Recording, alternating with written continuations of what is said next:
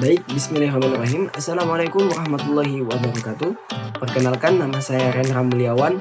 Saya mahasiswa Fakultas Ekonomi dan Bisnis Islam dari program studi Manajemen Bisnis Syariah kelas E dengan NIM 20240501030884. Pada kesempatan ini, saya akan memaparkan materi mengenai perkembangan ekonomi digital, inovasi, kewirausahaan, dan transformasi bisnis berdasarkan makalah-makalah yang telah dikaji sebelumnya.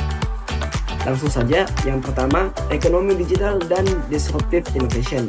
Pertama, saya akan mulai dari ekonomi digital. Saat ini kita berada di era di mana hampir seluruh aktivitas ekonomi, mulai dari produksi, distribusi, hingga konsumsi sudah terhubung dengan teknologi digital. Semua ini diperkuat oleh internet, marketplace, electronic wallet, dan teknologi seperti AI dan IoT.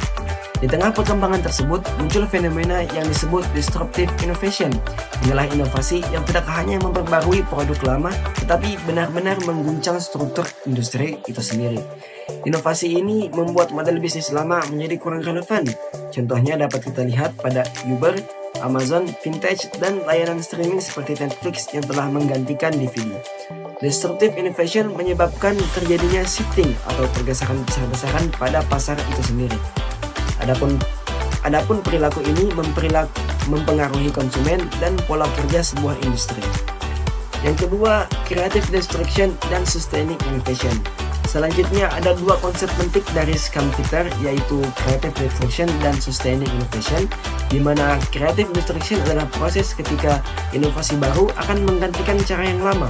Misalnya ketika layanan streaming seperti Netflix dan lain-lain telah menggantikan layanan streaming seperti pemutar DVD. Sedangkan sustaining innovation adalah inovasi yang memperbaiki produk atau layanan lama tanpa mengubah pasar secara drastis. Contoh yang terjadi pada kehidupan kita seperti upgrade smartphone atau fitur-fitur baru pada produk yang sudah ada, seperti contohnya pada produk Apple yaitu iPhone yang akan merilis produk baru setiap tahunnya. Yang ketiga, inovasi dan kewirausahaan. Berikutnya saya akan masuk ke konsep inovasi dan kewirausahaan itu sendiri. Inovasi sendiri adalah proses menciptakan dan menerapkan ide baru untuk menghasilkan nilai tambah. Sementara itu, kewirausahaan adalah kemampuan untuk menangkap peluang, mengelola risiko, serta menghasilkan nilai melalui kreativitas. Keduanya akan saling melengkapi, karena tanpa inovasi, kewirausahaan tidak akan berkembang, dan tanpa kewirausahaan, inovasi akan sulit diimplementasikan. Contoh nyata yang bisa kita lihat sekarang adalah Gojek, Tokopedia, dan UMKM digital yang akan terus berinovasi untuk bertahan di pasar digital yang ada saat ini. Yang keempat, peran inovasi dalam meningkatkan daya saing usaha. Inovasi berperan sangat besar dalam meningkatkan daya saing usaha melalui inovasi, di mana kewirausahaan bisa menciptakan produk unggul, proses bisnis menjadi lebih efisien. Yang keempat, peran inovasi dalam meningkatkan daya saing usaha. Inovasi berperan sangat besar dalam meningkatkan daya saing usaha, yaitu melalui inovasi wirausahaan yang bisa menciptakan produk unggul, proses bisnis yang menjadi lebih efisien, usaha bisa lebih adaptif terhadap perubahan tren yang ada, dan perusahaan akan mampu bersaing di era global. Tanpa inovasi akan sulit bagi sebuah usaha untuk tetap relevan di era digital ini. Yang kelima, bisnis digital versus bisnis tradisional. Di bagian ini, saya akan menjelaskan perbedaan antara bisnis tradisional dan bisnis digital, di mana bisnis tradisional masih mengandalkan tatap muka, pasar fisik, dan pembayaran yang sangat tunai. Sebaliknya, bisnis digital sudah melakukan transaksi online, jangkauan pasarnya bersifat global, serta berbagai metode pembayaran digital yang tersedia. Inilah mengapa banyak usaha kini beralih ke platform digital, dikarenakan sifatnya yang lebih efisien, lebih cepat, dan lebih mudah menjangkau konsumen yang ada. Yang keenam, faktor pendorong pergeseran ke bisnis digital. Ada beberapa faktor utama yang menyebabkan bisnis semakin bergeser ke arah digital. Yang pertama, teknologi internet yang semakin maju. Yang kedua, perubahan pola konsumsi masyarakat. Yang ketiga, globalisasi dan persaingan dunia usaha. Keempat, pandemi COVID-19 yang mempercepat digitalisasi itu. Dan yang kelima, kemudahan penggunaan vintage dan electronic wallet. Faktor-faktor ini membuktikan bahwa digitalisasi bukan lagi pilihan, melainkan sebuah kebutuhan. Yang ketujuh, dampak pergeseran bisnis ke era digital.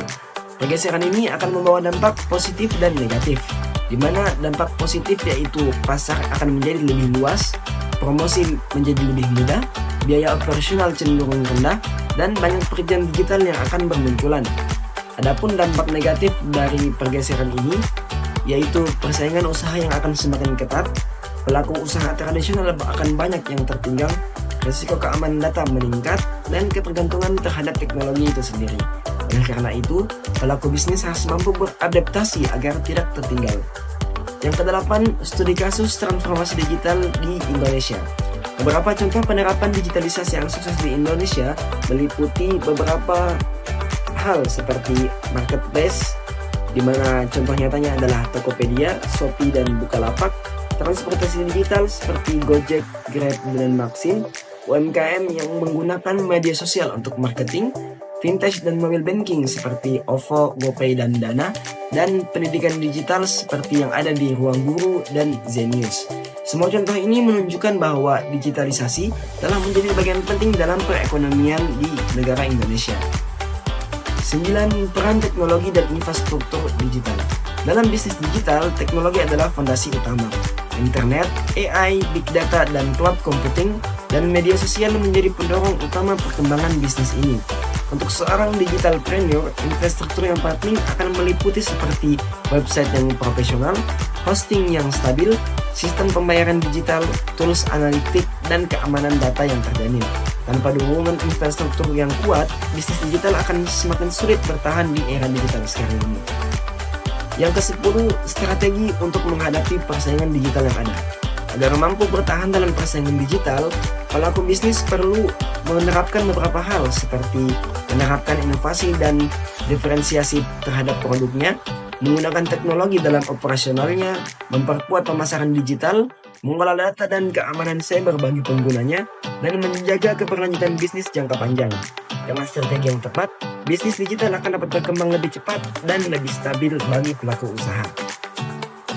Demikian paparan saya mengenai perkembangan ekonomi digital, inovasi, kewirausahaan, dan transformasi bisnis di era digital ini. Secara keseluruhan, kita bisa melihat bahwa inovasi, digitalisasi, dan kemampuan beradaptasi merupakan kunci sukses dalam menghadapi perubahan zaman digital sekarang ini. Terima kasih. Wassalamualaikum warahmatullahi wabarakatuh.